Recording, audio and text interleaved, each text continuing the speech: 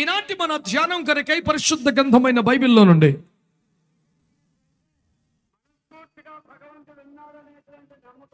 Ezra గ్రంథము. నాకు water bottle ఇస్తే కృతజ్ఞత కలిగి ఉంటాను.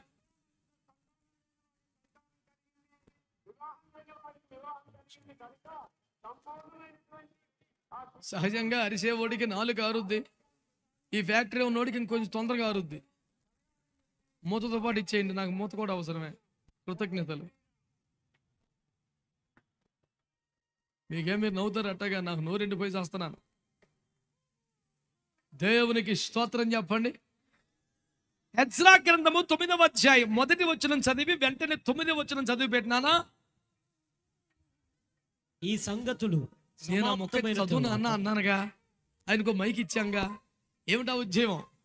ఈ సంగతులు సమాప్తమైన తరువాత పెద్దలు నా యొద్దకు వచ్చి ఇశ్రాయేలును, యాజకులను, లేవీయులను, కనానీయులను, హిత్తీయులు, పెరిజ్జీయులు, యెబూసీయులు, అమ్మోనీయులు, మోయాబీలు, ఐగుప్తీయులు కదా. 10వ అధ్యాయం 1వ వచనం. ఎజ్రా ఏడ్చుచు దేవుని మందిరం ఎదుట సాష్టాంగపడుచు పాపమును ఒప్పుకొని ప్రార్థన చేసెను. ఇశ్రాయేలులో పురుషులు, స్త్రీలు, చిన్నవారు మిక్కిలి గొప్ప సమూహముగా అతని యొద్దకు కూడి వచ్చి బహుగా ఏడవగా. 9వ వచనం 10వ అధ్యాయం 9వ వచనం 10వ అధ్యాయం 10వ అధ్యాయం 9వ వచనం. యూదా వంశస్థులందరూ బెన్యామీనందరూ ఆ 3 దినములలోగా యెరూషలేమునకు కూడి వచ్చిరి. ఆ 9వ నెల, ఆ నెల 20వ దినమున జనులందరూ దేవుని మందిరపు వీధిలో కూర్చుని గొప్ప వర్షాల చేత తడియుచు ఆ సంగతిని తలంచుట వలన వణుకుచుండిరి. దేవుడి వాక్యముల ద్వారా మనతో మాట్లాడునుగాక. చక్కగా తలలు పైకెత్తి నా వైపు చూస్తే వినండి. మీరు ఇంకా అమాయకంగా రాసుకుంటున్నారు ఏమిట్రా, యూట్యూబ్లో ముద్రిస్తున్నారు. ఎప్పటికైనా దర్జాగా సోఫాలో పడుకొని పకోడీ తినుకుంటూ హాయిగా చూసుకునే అంత సౌకర్యం కలగజేశారు. ఇంకేమిటి కాగితం పత్రం అమాయకంగాను. చూస్తూ వినండి. గురుముఖస్య విద్యాలభ్యతే. చూస్తూ వింటేనే విషయం బాగా అర్థమవుతుంది కనుక రేడియోలకు డిమాండ్ పోయి టీవీలకు తగలబడింది. అంచేత దుశ్శవర విద్యా వికాస కేంద్రం అనుకోండి. చూస్తూ వినండి. భక్తులందరికీ వందనాలు చెప్పరు. మీకు వందనాలు చెప్పానండి నేను. పిడికి బియ్యానికి ఒకటే మంత్రం. ఎప్పుడు హల్లెలూయా అంటే అదే, స్తోత్రం అంటే అదే, వందనం అంటే అదే, ఆమేన్ అంటే అదే. మళ్ళీ అడిగితేనేమో సుదీర్ఘవరి క్రైస్తవ అనుభవం, స్తోత్రానికి ఆమెనికి తేడా తెలియదు, అందరికి వందనాలు. అదిగో భక్తులారా సీరియస్గా వినండి. ఫటాఫట్ within 30 minutes I will close the session. As I promised, I would like to conclude the meeting by 10 o'clock at any cost. And I am requesting everybody to pay complete attention to the word of God. Yes, I'm expecting undivided attention to the word of God. Everybody, let the Holy Spirit God reign and rule tonight. Amen. చేతులెత్తి గట్టిగా హల్లెలూయా. ఈ రాత్రి మీరు జాగ్రత్తగా వినాల్సిన ఒక కీలకమైన విషయం. ఒక మహా గొప్ప దైవజనుడు అన్నాడు, రహస్యముగా ప్రార్థించుటయే ప్రార్థనా జీవిత రహస్యం అన్నాడు. అనండి, రహస్యముగా ప్రార్థించుటయే ప్రార్థనా జీవితం యొక్క the secret of prayer is to pray in secret, because the God who answers would like to see the prayer in secret. మీరు ఇప్పుడు జాగ్రత్తగా ఆలకించండి. నా వైపు చూస్తూ, నీవు ప్రార్థన చేయనప్పుడు నీ గదిలోకి వెళ్ళి తలుపులు వేసుకొని కదా ప్రార్థన చేయి. విస్తారంగా మాట్లాడడం అనేది కాదు, సూటిగా స్పష్టంగా తేటంగా కరెక్ట్గా ఉండాలి ప్రార్థన అని చెప్పాడు ప్రభు. ఇలా మీరు చూస్తే ప్రార్థన గదిలో చేయమని, ప్రార్థన రహస్యంగా చేయమని, ప్రార్థన ఏకాంతంగా చేయమని పలు చోట్ల ఉండడమే కాకుండా కొందరు వీధులలోనూ సంత వీధుల మూలల్లోనూ నిలబడి ప్రార్థనలు చేస్తారు అంటూ బహిరంగ ప్రార్థనలు ఖండిస్తూ మాట్లాడాడు స్వయంగా యేసు ప్రభు. రహస్యంగా చేయమని ప్రబోధించాడు, బాహాటంగా చేయడాన్ని తప్పుబట్టట్టు మాట్లాడాడు. మరి ఇన్ని తెలిసిన నీవు 10 ఏళ్లుగా విజ్ఞాపనోద్యమాన్ని గుట్టుగా నిర్వహించిన నీవు ఇప్పుడు ఎందుకయ్యా రోడ్డెక్కావు? ప్రార్థనలు, విజ్ఞాపనలు ఉద్యమ స్ఫూర్తితో బహిరంగంగా చేయడం ఏమిటి అనే ప్రశ్న మీకు వస్తే అది సమంజసమైన ప్రశ్నే. మీరు ప్రశ్నించాల్సిందే, నేను జవాబు చెప్పుకోవాల్సిందే. అదే ఈనాటి ఈ సందేశం. జాగ్రత్తగా వినండి. It is the answer that you must be able to answer everybody. మీరు ఆలకిస్తే దేవుని వాక్యములో ఉన్న మాట మీ దృష్టికి తెస్తున్నాను. రహస్యముగా ఏకాంతముగా 4 గోడల మధ్యలో ప్రార్థనా జీవితాన్ని ప్రారంభించి ప్రోత్సహించిన దేవుడు బహిరంగ ప్రార్థనను ఆమోదిస్తాడా, అంగీకరిస్తాడా? అది దేవుని చిత్తమేనా అని అంటే, బైబిల్ గ్రంథములో అబ్రహాము ప్రార్థనా జీవితం, హేబేలు చేసిన ప్రార్థన, హనోకు ప్రార్థన అనుభవాలు, దేవుడితో నడిచిన నోవహు అనుభవాలు, కర్మేలు శిఖరాన సంవత్సరాలుగా ఏలియా చేసిన ప్రార్థన, మోషే 80 పగళ్ళు 80 రాత్రుల ప్రార్థన, ఇలా ఎందరో ప్రార్థనలు మనం ఎరుగం. వారు ప్రార్థించినట్లుగా తెలుసు, వారి ప్రార్థనలోని విషయాలు ఎవరికి వినబడలేదు. వారు ప్రార్థించారు అని బైబిల్ రికార్డ్ చేసింది. ప్రార్థనలు దాదాపుగా ఎప్పుడు అందరు కలిసి పొలవమని ఏడు చేయడం ఏమిటి? ఇదంతా వాక్యానుసారమేనా? నేను ఒక మాట చెప్పుకోనివ్వండి. గత 20-30 ఏళ్ళుగా అన్ని చోట్ల చెప్పుకుంటున్నాను, మరలా మీకు కూడా మనవి చేసుకునేవ్వండి. జెఫన్యాకి బైబిల్లో లేనిది చేసే అంత ధైర్యం లేదు. గట్టిగా మాట్లాడతా, అయ్య బాబోయ్ అది చాలా ధైర్యం అండి అన్నట్టు కనపడతాం, కానీ అంతేం లేదు. నాకు చాలా భయం. దేనికి? బైబిల్లో లేనిది చేసే అంత ధైర్యం లేదు, ఇంకెప్పటికీ రాదు. అదే సమయంలో బైబిల్లో ఉన్నది చేయడానికి దేనికి భయపడను. దేవునికి స్తోత్రం. మీ అందరికి వందనాలు. మీకు వందనాలు చెప్తాం కూడా, మీకు వందనాలు. అందుకనే ఆ మధ్య పాటలు వేశారు, వందనాలయ్యా. ఆ పాట నిండా వందనాలే. వందనాల కోసం ఎదురు చూసి అవి అసలు సంఘంలో వినబడక, సభలో కనబడక బాధపడిపోయి ఒక దైవజనుడు రాసి ఉంటాడు, వందనాలయ్యా అని. ఏదోలా మీరు పాడితే బాగుంటుంది లేవో, నేనేం కాదనలేదు. ఇప్పుడు శ్రద్ధగా ఈ మాట వినండి. రహస్య ప్రార్థనను, ఏకాంత ప్రార్థనను అపరిమితముగా ప్రోత్సహించిన బైబిల్లోని దేవుడు బహిరంగ ప్రార్థనలకు అనుమతినిచ్చాడా, పిలుపునిచ్చాడా, ప్రేరేపించాడా అనే ఒక 4 సందర్భాలు ఫటాఫట్ మీ దృష్టికి తీసుకొచ్చి ముగించేస్తాను.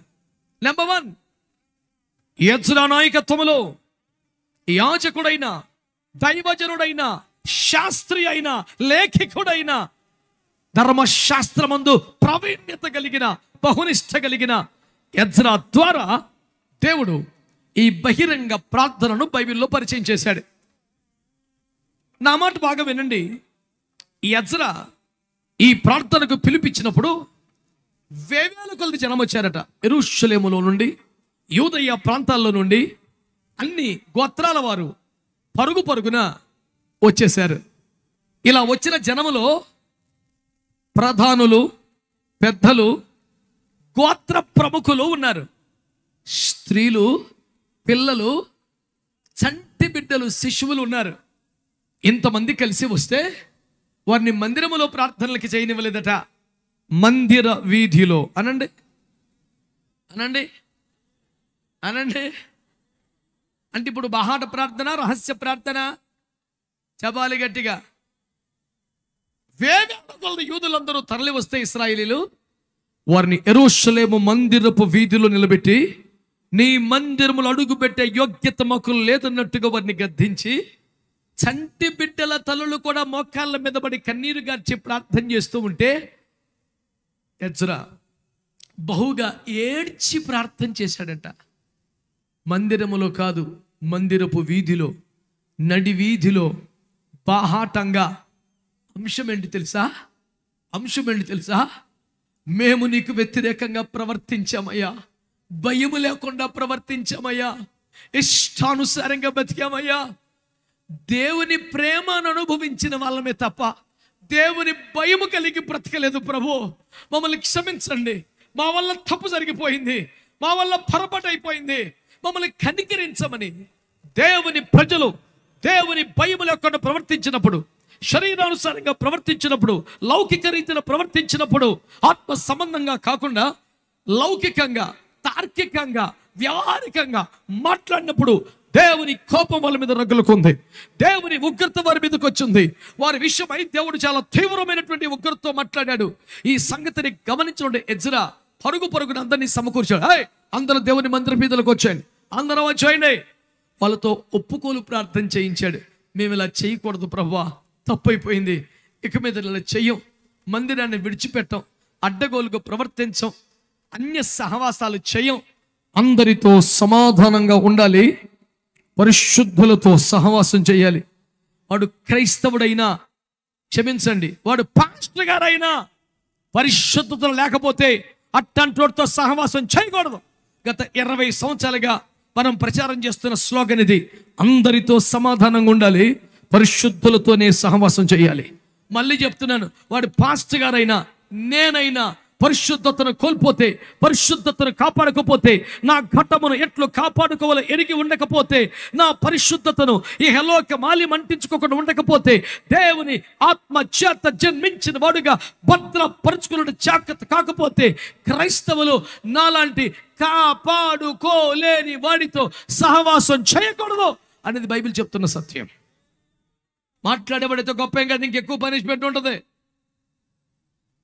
వినేవాడికని చెప్పేవాడికి ఎక్కువ రేవెట్టేస్తారని చెప్పాడు దేవుడు. యాకోబు పత్రిక 3:1 మాట చెప్పాడు. దేవుని బిడ్డలారా, తీర్పు దేవుని ఇంటి వద్ద ఆరంభమవుతుందని పేతురు మొదటి పత్రిక 4:18 మాట్లాడాడు. ₹1,00,00,000 మాట చెప్తాను, గుండెల్లో పెట్టుకో. A God is a God with unconditional love, but of course He is such a wonderful God with uncompromised holiness. కాస్త గురి దమ్ము రోషం వాళ్ళు సపోర్ట్లు కొట్టి స్తోత్రం చెప్పండి. ముచ్చటైన మన భాషలో చెప్పుకుందామా? దేవుడు షరతులు లేని ప్రేమ చూపే దేవుడు. అదే సమయంలో రాజీ పడని పరిశుద్ధత కలిగిన వాడు. ఇప్పుడు కొట్టండి గట్టిగా. Such a wonderful God with unconditional love and the same time with uncompromised holiness. అలాంటి దేవుని మనం ఆరాధిస్తున్నాం. ప్రేమపూర్ణుడు, అవును, అదే సమయంలో పరిశుద్ధుడు కూడా. రాజీ ఉండదు. ఇప్పుడు జాగ్రత్తగా నా మాట వినే ప్రయత్నం చేయండి. ఎప్పుడైతే వాళ్ళు భయంకరంగా దేవునికి దుఃఖం కలిగించారో, ఇంతకీ ఆ దుఃఖం, ఆ పాపం చెప్తే మీరు ఆశ్చర్యపోతారు. సింపుల్. 3వ వచనం 9వ అధ్యాయం చదవక్కర్లేదు. వారు దేశపు జనులలో నుండి తమ్మును తాము ప్రత్యేక పరుచుకొనక అందరిలాగానే బతికేశారంట. వారు చేసిన దొంగతనమా, వ్యభిచారమా, మద్యపానమా? కాదు. కానీ దొంగతనం, వ్యభిచారం, మద్యపానం చేసే వాళ్ళతో పూసుకొని తిరుగుతున్నారంట. మనము లోకములో ఎవరితో మాట్లాడొద్దా? అందరితో మాట్లాడాలి. ఎవరితో సహవాసంగా? అందరితో సమాధానంగా ఉండాలి. కులము, మతము, జాతి, భాష వ్యత్యాసం లేకుండా అందరితో సమాధానంగా ఉండాలి. అందరినీ ప్రేమించాలి, అందరి కోసం ప్రార్థించాలి. కానీ పరిశుద్ధులతో మాత్రమే సహవాసం చేయాలి. ఆమేన్ అనండి గట్టిగా. ఇశ్రాయేలు ప్రజలు, యూదా జాతి ఈ క్రమాన్ని మీరి వారు మారు మనసు లేని వాళ్ళతో వియ్యముంది, బాప్తిసం పొందని వారితో వియ్యముంది, విగ్రహారాధన చేసే వారితో వియ్యముంది, వారితో వ్యాపార లావాదేవీలు చేసి, వారితో చట్టాపట్టాలు వేసుకొని తిరిగి ఒక ప్రతిష్ట, ఒక పరిశుద్ధత, ఒక సమర్పణ, ఒక ఏర్పాటు, ఒక వేరుబడి ఏమీ లేకుండా అడ్డగోలుగా విచ్చలవిడిగా ఇష్టానుసారంగా బతికేస్తూ ఎవరండి దేవుడు అంటే మా దేవుడు యెహోవా అన్నారు. అంతే. వీళ్ళు ఏమంటారు? నామకార్థ క్రైస్తవులు. ఆ దినమున 7 స్త్రీలు ఒక్క పురుషుల వద్దకు వచ్చి, మా అన్నం మేమే తింటాం, మా వస్త్రం మేమే ధరించుకుంటాం, నీ పేరు మాత్రం పెట్టి మాకు నింద తొలగించమని అడుగుతారట. ఆ 7 స్త్రీల బ్యాచ్ ఇదే. నామకార్థ క్రైస్తవం అందా? వాళ్ళకి ప్రభు కావాలి. ఏం కావాలి? ప్రభు పేరు కావాలి. ఎవరు మీరు? We are Christians, no doubt. మా ముత్తాత సమాధి కూడా ఎక్కడ చూసుకో, సిలువ వేసిన బిల్ల పెట్టాము అక్కడ, బంగారపు రంగుల అక్షరాలు రాసాం. మొన్న ఏం పండుగ అదే? దరిద్రం పాడుగాను. దానికి ఒక పేరు పెట్టారు, సమాధులు పండగ అని. సమాధులకు ఒక పండగ, ఈ పండగ పాడుగాను. ఇదేందిరా? లేచినాడు రా అంటే పండగ, కానీ సమాధికి ఏం పండగ? అమాయకమని. చచ్చిపోయి లేచినాడు, స్వామి భక్తుల కగుపడినాడు, చచ్చినను నేను లేపుతాడు. అందుకే చావు అంటే భయపడవలదు, లేచినాడు రా సమాధి. హల్లెలూయా. మేము మాత్రం సమాధుల్లో తిరిగేదము, పేడ తట్ట చీపిరి కట్ట ముగ్గు బుట్ట పట్టుకొని అందులో తిరిగేదము. రే కైసే అక్కల వాళ్ళ ఆయనతో నీకు వందనాలు కానీ బాబు, బైబిల్ చదువుకొని ఇంటికాడికి వచ్చాను, ఇంటి పనులు నువ్వు ఇప్పటికి ఇంకా మాట్లాడుతున్నావు. ఆ రోజునే యేసు ప్రభు తరపున వచ్చినటువంటి దేవదూతలు ఉన్నారు, మీరు సజీవుడైన మన మృతుల్లో ఎందుకు, మీరు ఎవరు కావాలి, ఎందుకు ఎదుగుతున్నారు? ఎలవా యేసుబాబు కోసం కాదు, మా తాతయ్య కోసం ఉన్నాడు. తాతయ్య ఫోన్ చేయి. యేసు ప్రభు ఎలాగూ లేడు. అబ్బాయి నువ్వు గోల్ చేయబా. ఏంటి అబ్బాయి, ఏంటది నిశ్శబ్దం, ఎవరు సౌండ్ చేస్తాక పర్మిషన్ లేదు, ఒక 5 నిమిషాల్లో వెళ్ళిపోదాం. సొక్క పడకూడదు పిల్లోడికి. మంచి వాళ్ళందరూ స్తోత్రం చెప్పండి. హల్లెలూయా. జాగ్రత్తకి మాటలు వినండి బిడ్డలారా, ఆలకించండి దేవుని మాటని. ఆచారాలు, సాంప్రదాయాలు, సరదాలు, విపరీతమైన తిండి, విపరీతమైన మాంసాపేక్ష, సుఖాసక్తి, ధనాపేక్ష, ఈ దరిద్రాలన్నీ కలిసి బతికేస్తున్నారంట క్రైస్తవులు. చిచ్చే నా పేరు ఎత్తమాకంటారు మీరు అన్నాడు యేసు ప్రభు. ఎప్పుడైతే దేవుని కోపం వచ్చిందని ఎజ్రా అర్థం చేసుకున్నాడో, పొందాక 4 గోడల మధ్యలో ప్రేమ కలిగిన మా తండ్రి నీవు పరిశుద్ధులు, మేము పాపులము. 4 గోడల మధ్యలో మొత్తం చెప్తున్నాడు. ఇట్లా కాదని రోడ్డు మీదకి రప్పించాడు క్రైస్తవులందరినీ. మోకాల మీద పడండి, మందిర వీధిలో కన్నీరు గార్చండి, ప్రార్థన చేయండి, పశ్చాత్తాపడండి. నేను చెప్తున్నాను, బహిరంగ ప్రార్థనకు మొట్టమొదటి కారణం క్రైస్తవుల శుద్ధీకరణ, పరిశుద్ధ జీవితానికి పునాదని జ్ఞాపకం చేస్తున్నారు. ఏకీపిస్తే గట్టిగా చప్పట్లు కొట్టి స్తోత్రం చెప్పు. ఆమేన్. క్రైస్తవులు పరిశుద్ధత కోల్పోతే, సేవకుడు పరిశుద్ధులు నిలబడలేకపోతే, సమర్పణలో, దర్శనములో, ప్రతిష్టలో, ఏర్పాటులో, దేవుని యొక్క నియమాలలో బ్రతకలేక జారిపోయి, పడిపోయి, కలిసిపోయి, కల్తీ అయిపోయి, పరిశుద్ధతను కోల్పోయి, సమర్పణను కోల్పోయి, పరిపూర్ణ దిశగా కాకుండా రాజీ దిశగా చల్లబడిపోతే, అలాంటి క్రైస్తవులను శుద్ధీకరించడానికి బహిరంగ ప్రార్థనలు పెట్టాడు. గది లోపల, గుడి లోపల కాదు, నడి వీధులు పెట్టి పశ్చాత్తాపడమన్నాడు.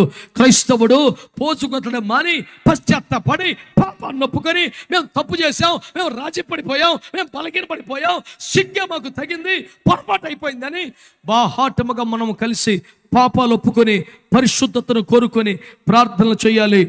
సంఘము, మళ్ళా చెప్తున్నాను, భారతదేశ సంఘము, తెలుగు క్రైస్తవ సంఘము పరిశుద్ధపరచబడ్డానికి, only for the cause of sanctification, పరిశుద్ధపరచబడ్డానికి, శుద్ధీకరించబడ్డానికి క్రైస్తవులు సేవకులందరూ కలిసి బహిరంగ ప్రార్థనలు నిర్వహించవలసి ఉన్నది. పాయింట్ నెంబర్ 1, స్తోత్రం చెప్పండి గట్టిగా. త్వరగా చెప్పేద్దాం. 2వ కారణం చెప్తున్నాను దేవుని బిడ్డ. 2వ దినవృత్తాంతాలు 7:14 చదవక్కర్లేదు కానీ, నా పేరు పెట్టబడిన జనులు తమను తాము తగ్గించుకొని తమ చెడు మార్గములు విడిచి ప్రార్థన చేసినను వెదకిరల ఆకాశమును వారి ప్రార్థనలు ఆలకించి వారి దేశమును స్వస్థపరచుదును. 1 క్రైస్తవులు పరిశుద్ధపరచబడటానికి, 2 దేశమునకు స్వస్థత రావడానికి. కాశ్మీర్ మొదలు కన్యాకుమారి వరకు దేశం ఎన్నో గాయాలు పాలవుతుంది. ఎన్నో చోట్ల భరతమాత నెత్తురోడుతోంది, మానని గాయాలు కలుగుతున్నాయి. ఆనని రావణ కాస్తం వల్ల ఎన్నో చోట్ల కులాల మధ్య, మతాల మధ్య, పార్టీల మధ్య, వర్గాల మధ్య చిచ్చులు పెట్టి మంట పెడితే అవి తగలుతూ ఉన్నాయి. నా ప్రియ భారతదేశం, కాశ్మీర్ మొదలుకొని కన్యాకుమారి దాకా, ఈ గుజరాత్ మొదలుకొని ఈశాన్య రాష్ట్రాల దాకా సంపూర్ణముగా స్వస్థత పొందినట్లు మనమందరము బాహాటముగా బహిరంగ కూర్చొని ప్రార్థనలు చేయవలసిన అవసరం ఉన్నది. 1 క్రైస్తవులు శుద్ధీకరణ కొరకు బహిరంగ ప్రార్థనలు జరగాలి. 2వది భారతదేశం యొక్క స్వస్థత కొరకు తగిలిన గాయాలన్నీ మానిపోవాలని మనము బాహాటముగా ప్రార్థనలు చేయాలి. చేయాల వద్దా? 3వది దేవుని బిడ్డలారా, మూడవది అపోస్తలుల కార్యము 4వ అధ్యాయం 24వ వచనం మరియు 30వ వచనం ప్రకారం ఆది అపోస్తలులు కొట్టబడి చెరసాలలో వేయబడితే ఆ సమాచారము సంఘానికి తెలిసి ప్రార్థిస్తుండగా దేవుడు వారిని బయటికి రప్పించాడు. వారు బంధించబడ్డారని, జైల్లో పెట్టారని, చావు చేత కొట్టారని, రక్తమోడుతున్నారని, అపోస్తలుల సంఖ్యలో ఉన్నారని వారు విని ఏక మనసుతో దేవునికి ఇట్లు బిగ్గరగా మొర్రపెట్టిరి. ఏక మనసుతో బిగ్గరగా మొర్రపెట్టారు. 30వ వచనం రోగులను స్వస్థపరచుటకును నీ పరిశుద్ధ సేవకుడైన యేసు నామము ద్వారా సూచక క్రియలను మహత్కార్యములను చేయుటకును నీ చెయ్యి చాచి ఉండగా నీ దాసులు బహు ధైర్యముగా నీ వాక్యమును బోధించినట్లు అనుగ్రహించుము. ఇప్పుడు 29వ వచనం కూడా ప్రభువా ఈ సమయమందు వారి బెదిరింపులు చూచి స్తోత్రం చెప్పండి అందరు గట్టిగా. దైవ సేవకులు కొట్టబడుతున్నారు, దైవ సేవకులు చంపబడుతున్నారు, దైవ సేవకులు దారుణంగా హింసింపబడుతున్నారు. ఇలాంటి పరిస్థితులలో అందరూ బాహాటముగా కూడుకొని మోకరించి యేసు క్రీస్తు నామము ద్వారా జరగవలసిన సువార్త, స్వస్థతలు, అద్భుతాలు, ఆశ్చర్య కార్యాలు ఆగకుండా ప్రజల ప్రయోజనం కొరకు, అదే ఆశీర్వాదాల కోసం నిరంతరంగా తమరి రాకడ వరకు జరగాలని క్రైస్తవులు బహిరంగముగా సేవ కొరకు ప్రార్థనలు చేయవలసిన వారై ఉన్నారు. గట్టిగా చప్పట్లు కొడుతూ ఆమేన్ చెప్పండి. హల్లెలూయా, హల్లెలూయా. ఏంటన్నా చెప్పు.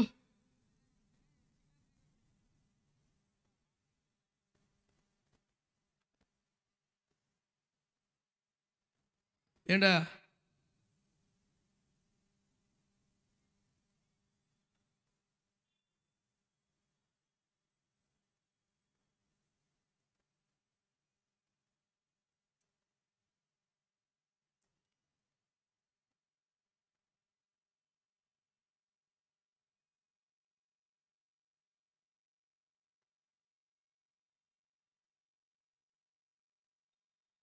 నూరెందుకు పని చేస్తుంది మరి?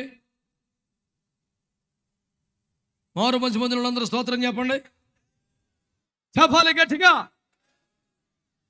ఒకటి, క్రైస్తవులు పాపిష్టి బుద్ధులు, బలహీనతలు, డబ్బులు కమ్ముడైపోవటాలు, మాంసాపేక్ష, దరిద్రపు లక్షణాల నుంచి శుద్ధీకరింపబడటానికి బహిరంగ ప్రార్థనలు చేద్దాం. 2, లోపలంతా దరిద్రం పెట్టుకొని పైకి మెయింటైన్ చేసే సోకులొద్దు, యథార్థంగా పశ్చాత్తాపంతో ప్రార్థన చేద్దాం. అందుకొరకు బహిరంగ ప్రార్థనలు నిర్వహిద్దాం. 2, దేశము స్వస్థత నొందినట్లుగా, గాయములన్నీ మానిపోవునట్లుగా. 3వది, హింసించబడుతున్న సేవకుల పక్షంగా మనం ప్రార్థనలు చేద్దాం. ఈ 3 ప్రార్థనల ఫలితంగా 4వ ప్రార్థన జరగాలి. అబ్బాయి, యోనా గ్రంథం 3వ అధ్యాయం 5, 6 వచనాలు. నినివే పట్టణపు వారు దేవుని యందు విశ్వాసముంచి ఉపవాస దినము చాటించి ధనులేమి అల్పులేమి అందరూ గోనె పట్టా కట్టుకొని ఆ సంగతి నినివే రాజునకు వినబడినప్పుడు అతడును తన సింహాసనము మీద నుండి దిగి తన రాజవస్త్రమును తీసివేసి గోనె పట్టా కట్టుకుని బూడిదలో కూర్చుండెను. ఒకసారి ఆగబ్బాయి, ఎవరు ఇక్కడ మాట్లాడుతున్నారు? ఏమయ్యా చూడండి, గొడవండి చూడండి. నా ఎదురుకుండా వచ్చి కోలేంటి ఇక్కడ?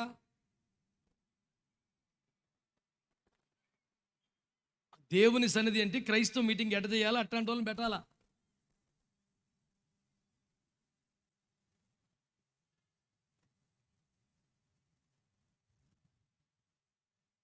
పద్ధతి పొడలని ఎవరు మంతా తగలు పెడితే ఇలాగా. మరోసారి మారు మనసు పొందిన వాళ్ళు స్తోత్రం చెప్పండి.